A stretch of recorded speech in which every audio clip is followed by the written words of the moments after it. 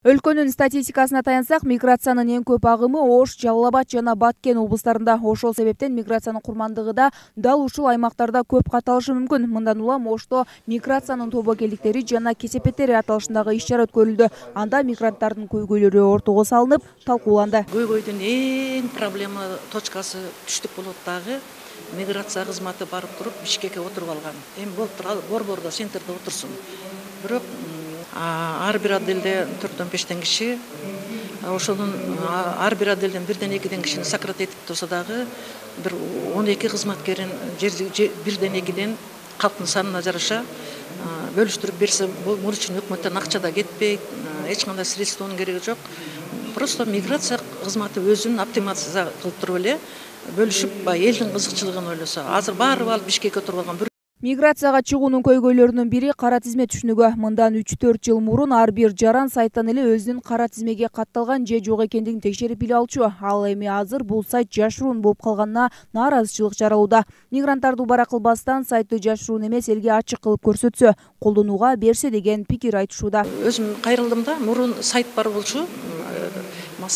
Россия Федерациясынын да атайын кара тизмени текшерген сайтка кирип эле карап алса болот болчу. Анда биз элге да үйрөтөт элек, телевидениедан, гезит журналдардан тынбай айтат элек. Убара келбей келет, тоонун башынан кайсы бир жерден азыр жөн эле текшерип алат. Бирок азыр бул сайт өзгөрүлүп кеткен. Мен ошол Оштогу миграциянын кызматкерлерине барып, ошо сайтыңарды берип койгулачы, биз өзүбүз текшерип алалы десек, бул секретный сайт, биз Россиянын миграциянын службасынан алганбыз. Муну бере албайбыз деп койду. Мен азыр ошону айттым. Эмне үчүн мындай секрет болот? Бул жалпы элге маалымат жете турган сайтта, ошону өздөрү текшерип ала берет эле. Мен мындай кылдым да, ошол сайттан текшерип, например, сени текшердим, сен там черный списокто жок болуп чыгасың. Ошол эле мезгилде мен ошолордун сайтына бардым да, ушуну текшерип койгулачы десем, бар экен кара тизмеде дейт. Анан ошол берип койгулачы ошол сайтты десем, бербей койду. Эже бул Россия Федерациясынын миграционный службасынан алган сайт, бизге бере албайбыз деп койду. Мен азыр ошону айттым. Бирок сиз туура эмес айтасыз, бул бар дейт. Мен бул киши өзү курсы дел эмес экен. Миграция кызматынын аймактарда өкүлчүлүктөрү жок болгондуктан эл аралык коргоосуна көмөктөшүү уюму мигранттардын бир топ көйгөйлөрүн чечүүдө жардам колун сунуп келет. Аталган уюм Ош, Жалал Абад жана Баткен облустарындагы миграцияга жөнөп жаткан мигранттарды кара тизмеден текшерип берүү жана юридикалык жактан кеңеш беришет. Миграцияга кеткендердин айрымдары адам сатуунун курмандыгы болуп калган учурлар дагы кездешет. Ал жака миграцияга кетип аткан адамдарга юридикалык кеңеш берип, ошол мыйзамдуулугу боюнча, кетип аткан мамлекеттердин мыйзамдуулугу боюнча, алардын ошо мигранттардын укугу боюнча кайрылышат. Кээ бирлер ошо кара тизмеге киргенине нааразы болуп, аны мисалы сот аркылуу же ошо мамлекеттик органдар аркылуу чыгарганга аракеттенгенге жардам беребиз, биздин юристтерибиз жардам берет.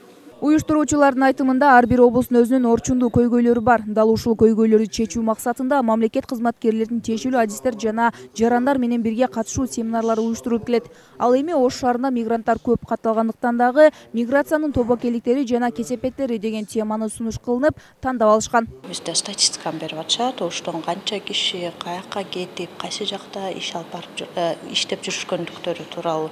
Эми болсо биргеликте ошол маселени кантип чечебиз? Чече албасак деле жок дегенде ошол нерсени жергиликтүү же болбосо бийлик өкүлдөрүнө кантип жеткиребиз, чтобы биздин жарандар чет өлкөгө ишке чыгып атканда кандайдыр бир аябай оорлуктарга дуушар болбош үчүн өздөрүнүн укуктарын билип, даяр болуп, анан миграцияга кетүү маселесин кантип карайбыз? Же болбосо ошону чечкенге болобу? Мүмкүнчүлүктөрүбүз барбы өзүбүздүн деген суроолор боюнча азыр иш-чара өтүп атат. Эске салсак, мындай иш-чаралар буга чейин Бишкек шаарында уюштурулган. Анда булганган аба тууралуу маселе каралган. Кезектеги семинар Жалал Абад облусунда өткөрүлүп, зордук, зомбулук темасы тандалып алынган. Айымкан Исралкызы, Азам Бузирков, Ынтымак.